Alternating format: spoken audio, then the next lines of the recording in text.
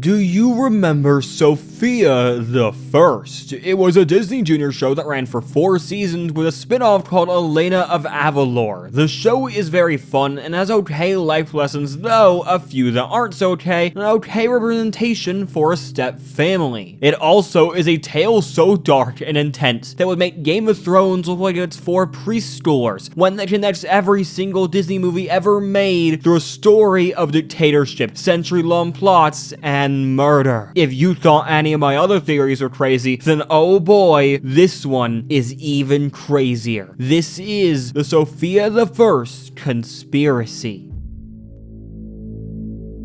In Sofia the First, the Kingdom of Enchantia has a magic wishing well that, while having infinite power, it seems is very much evil and will twist your wish to cause pure cruelty and suffering, still technically fulfilling it. King Roland, for example, wished for a 3rd child because his wife could not have another, but then she dies from a sickness later. But then later on, he comes upon Sofia and her mom, and after marrying Sofia's mom, he technically gains a new daughter. Now, this magic wishing well did this in a way. Even King Roland believes his wish made her exist in the first place, as he wished for her the same day Sofia was born. But this wishing well is evil, making any wish Sofia or Amber had twisted and bad. So is it possible that the bad thing that happened to Roland's wish was his wife dying? She literally gets a mysterious illness right after he makes the wish. If that's not concrete, what is? The wishing well killed the queen. It has to be canon. It's also canon that Sofia's dad died at sea only a year before her mom and King Roland began dating, which is very suspicious to say the least. Now, this could have just been the wishing well, but it also could have been Roland himself. See, I believe he found Sofia as he had made his wish at this point 7 years ago, but all he got was a dead wife, so he spent years searching for a daughter, one that the wishing well promised he created somewhere, until he found what he knew was his daughter, created by his wish. We are told by the wishing well, or by Roland himself, that the wish created Sofia, but when he found her, she was, well, not exactly ready to get taken away and be the daughter he always wanted. She had a dad, a mom, and he didn't even have a wife. His children's mother was dead because of this wish. No, he had to get his new daughter back. He had to. And if he could get a wife out of it too, oh boy, would he. So he seduced Sofia's mother with, well, all the power, money, and undivided love he had. But the only problem was her husband, Sofia's father, who coincidentally was a sailor, someone who went off for long periods of times in dangerous storms, in waters that sometimes people just don't come back from. Maybe there'd be a bad storm or a faulty boat. No one would check to see if foul play was involved. He could get rid of this man and make it look like an accident easily. He's a literal king, and let's just say he doesn't seem to care that much for people, or what he likes to say, peasants. Throughout the show, we see him literally make fun of the peasants and their lives. For God's sake, there is a scene where he looks out his window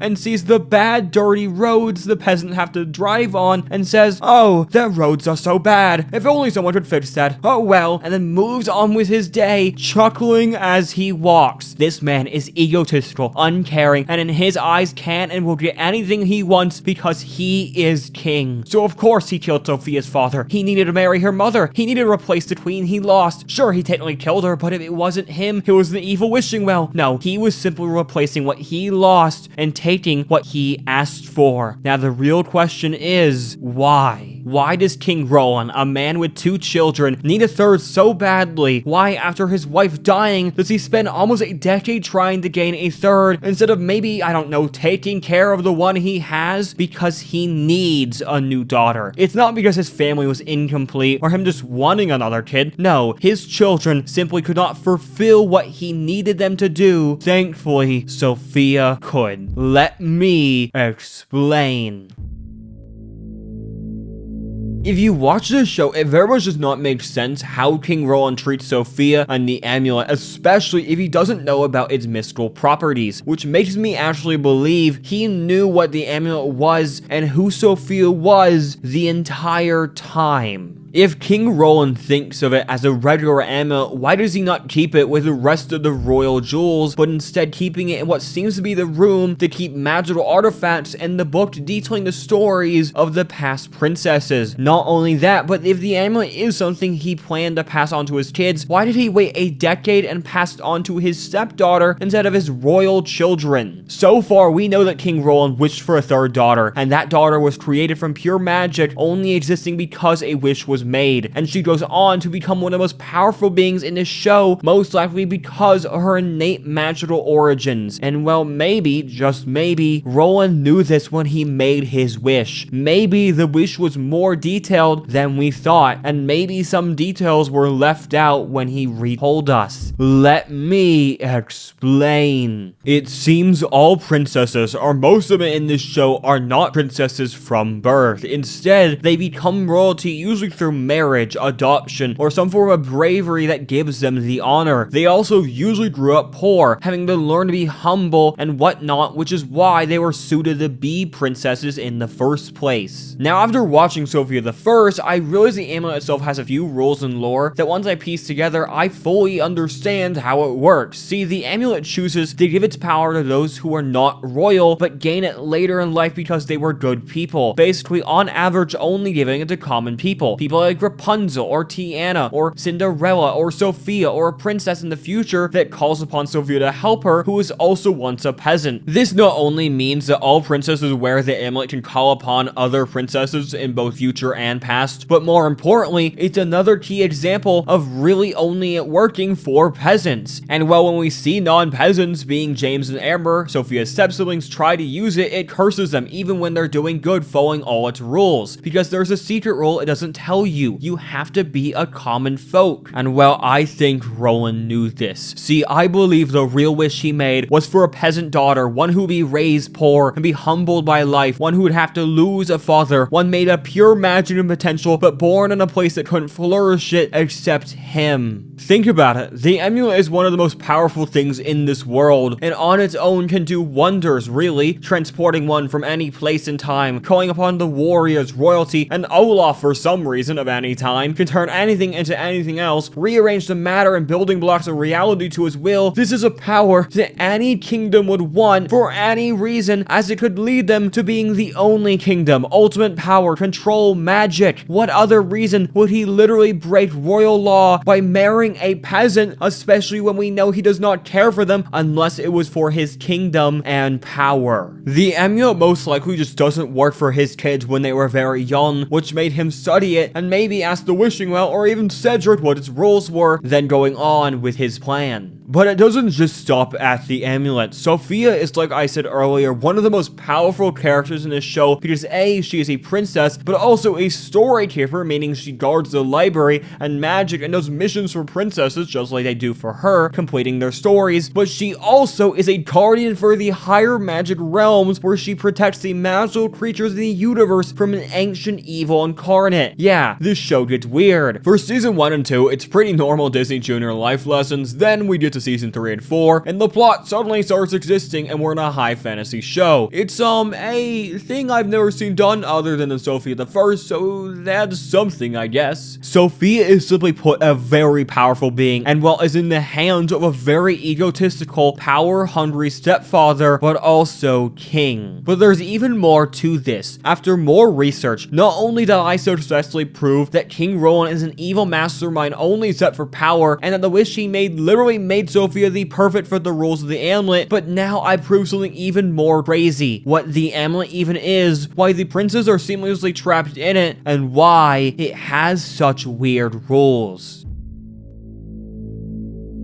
The history of the amulet is mostly unknown, but there are some things we do know that are very important and can actually lend us to help build a theory if we fill in the gaps. The Amulet of Avalor is an ancient Meruvian necklace that was created centuries ago by an unknown being but in the kingdom of Meru, a civilization that mysteriously disappeared before the kingdom of Avalor was found. Now, the kingdom of Avalor is not exactly where Sofia the First is set, it's where Elena of Avalor is, but we'll get into that later. Sometime in the past though, the amulet was discovered by the kingdom of Avalor and became the family heirloom of the royal family. Now, 42 years before the events to Sofia first, Queen Lucy of Avalor gave the amulet to her eldest daughter, Princess Elena, on her 15th birthday. 1 year later, though, an evil sorceress attacked Avalor and killed the king and queen. Told you it'd get dark. But then, to save Elena, Alcazar, the royal sorcerer, used a spell to save Elena by trapping her in the amulet. This made the amulet go from red to purple and gave some control and new powers to it. The amulet was then given to Princess Charlotte, then somehow found its way to Enchantia, where Sofia is set, and ended up in the hands of the royal family. It was finally left away in the royal palace until Aunt Tilly found it, but it rejected her, not truly letting her use its powers. It was then later given as a gift to Sofia by the king. Now, he told her very specifically that the amulet was very special and to never take it off. For one, though, she does not listen, takes it off a bunch, but more importantly, it is another clue that Rowan knew what the amulet was. Later in the show, when the real plot kicks off, Sofia receives the keys to the secret library of Enchantia. Sofia then becomes a storykeeper whose job is to help finish other people's stories. Sofia then, as storykeeper, discovers how Princess Elena is in the amulet itself for 41 years. She finally sets Elena free, the amulet turns red, and Sofia discovers a few new abilities and a few removals of some old ones. Let me explain. This is all we know about the amulet's history. Along with the princesses for centuries have worn the amulet before all this and will continue to wear it in the future after Sofia. But it does explain a lot, mainly in my opinion solving the central reason behind the last theory, being the peasant rule. See, when Elena is freed from the amulet, Sofia gains the ability to, well, use the amulet however she wants, but before she had to do good deeds and help people. But it seems those were rules Elena herself set for Sofia, or more in reality, the amulet itself. Now, if Elena is responsible for the amulet's other rules, who's to say she isn't for the peasant rule? That to fully use the powers, you must be from common background, not royalty. It makes sense. Elena and her entire family, while royalty, are very different people and rulers versus, well, King Rowan and his family. They not only loved their family, but literally stole from themselves and other rich people and gave to the poor. Elena and her entire family very much respected the people of her kingdom and understood the common people. So maybe, subconsciously or not, that background and ideal made its way into the amulet, choosing who can wield it. Now, we know why the amulet functions the way it does, but I would still like to solve where it came from and who made the amulet. We know that the amulet was made in Meru, which is a civilization that once Avalor was built over it. Now, these details on their own aren't much to go off of, but once you take into consideration the old name of the amulet before Elena, everything begins to become way more clear. The amulet's name is the Amulet of Alcazar. It was named this until Alcazar himself trapped Elena inside it. This makes me believe that Alcazar created the Amulet of Alcazar, as not only is it literally named after him, but he has created other magical artifacts in this show of similar power and is said to be very old, possibly old enough to have been alive before the fall of Meru. And if Meru is where the amulet was created, and he is a great powerful wizard who has created other artifacts, ages slowly, and understands the amulet, then it makes perfect sense that he did create the amulet. It's not even a big super crazy twist, but rather just what would make sense even if the show didn't say it. But when coming down to a crazy twist, there is one left, the one part I left out. In the finale of Sofia the First, Sofia is fighting what basically is the embodiment of evil who is trying to take over all the realms and kingdoms, and even a higher mysterious realm Sofia couldn't even possibly understand, which many people have theories on. I'm personally saving mine for another day. Now, in the final moments of the big battle, Sofia realizes the only way to defeat the villain is to trap her in the amulet, just like Alcazar did to Elena. Side note, the fact that Alcazar was the first one to trap someone in the amulet means he understood it more than the average person, or even Sofia knew, possibly because he made it. But when Sofia tries to trap the evil villain away, she and the villain both end up getting trapped in the amulet. Now Sofia is alone, and the villain tells her exactly that. Sofia will lose because she needs her friends, she needs the princesses, the other protectors, her family, the amulet itself, and without it, she is nothing, and she could never stop her. As the villain says this, the room, which appears like a picture frame in Sofia's mind, fills with the images of her friends, of princesses, of her family, beginning to crack, glass breaking off at Sofia, the amulet being corrupted from the inside by the villain. Sofia had lost. Until the souls of the princesses in ethereal ghostly form surround Sofia in silence, and a mirrored flash of beam of light shoots from her chest as she hovers in the air, and the villain just dies.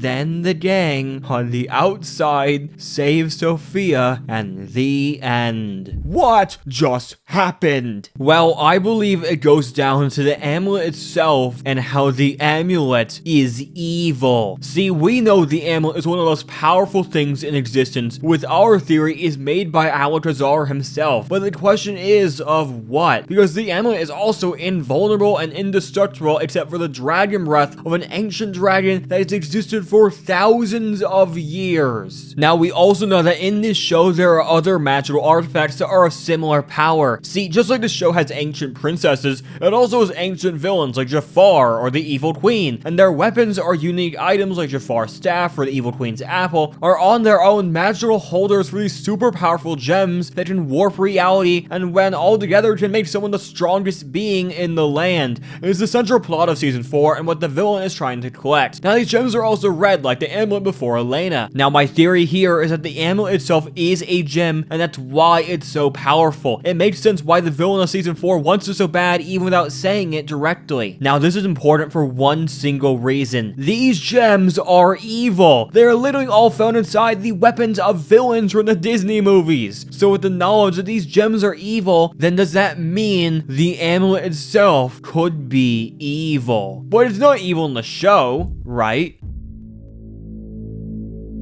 There are clearly evil princesses like Princess Ivy or Princess Prisma. Now, Ivy is interesting because not only is she introduced as a punishment by the amulet transporting her from an abandoned island that she was imprisoned on to taking over Enchantia, but later in the season, the amulet takes Sofia to that island to help her out because she was once a princess who wore the amulet. This means the amulet doesn't really care whether you're good or bad when it comes to choosing you. Sure, Elena cares, but that was only for 41 years, and in that time, only Sofia and a few other princesses were chosen, meaning that princesses in the future or even past could have been horrible people by the fact we met two evil princesses. We get a lore explanation in the show that a princess chosen by Amulet already has innate magical power to them. This is explained in season 4 to Sofia by the villain. I'm calling her the villain because I forgot her name, I'm gonna be honest. Now, because Sofia was created with magic by the wishing well, it makes sense why the Amulet let her wear it, and because she followed Elena's rulings, it also made sense why she could wear it. It also makes sense why Princess Ivy could wear it, as she had the power to control evil butterflies that can erase your mind, turn things black and white, and just do all sorts of trouble. You can also go on this list like Rapunzel's hair, Prism's, well, magic crystal powers, and if you want to try and stretch things, maybe Cinderella found the amulet while she was magically enhanced by her fairy godmother, and so on. Basically, it seems the amulet in reality is seeking the princess out not based on royalty or good or bad, but on power. This, for one, explains the weird beam of light in the finale from Sofia, as like other princesses, she has magic, she just didn't know about it. But my real theory here is that maybe the amulet is seeking out these powerful beings to steal their power. In an episode where Sofia visits a princess in the future who, once she sees Sofia's amulet, she sighs and looks down and says, I used to have an amulet just like that. This is important because I believe the amulet while you wear it is slowly taking the princess's powers, like this future princess, like Prisma who lost her powers, and Sofia as she continues to wear the amulet. Now, first this is disproven by Ivy who has her magic, but it said in her backstory that she tried to take over her kingdom because her sister was queen and she got the amulet taken away, then trapped on the island. This means the amulet never got to finish stealing her power, which is why maybe it was so quick to summon her back when given the chance. This all leads up to what looked like the spirits or souls of the princesses of both past and future surrounding Sofia and the amulet, in my opinion showing the fate of all princesses. They wear the amulet and eventually grow up. They lose their powers, pass on the amulet and so forth, but slowly and slowly a part of them, the magical part, which in this world is very much alive, is trapped in an amulet. It feeds off the past and future, making each princess stronger and stronger, but also slowly itself. The amulet of Avalor is an evil one